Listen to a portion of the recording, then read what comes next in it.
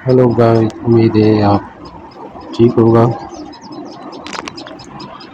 आज मेरे गोद में एक बच्चा पैदा किया है, बहुत खूबसूरत लग रहा है।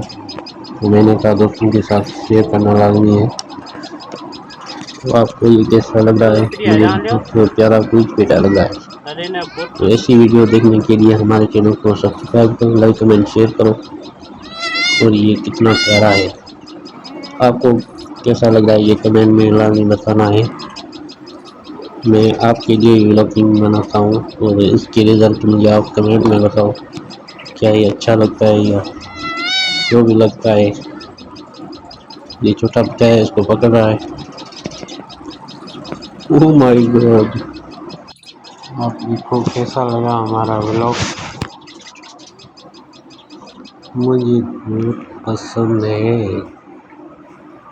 और ये इसको पकड़ रहा है। ओह माय गॉड, इसी ने छोड़ दिया। फिर मिलूंगा नेक्स्ट वीडियो।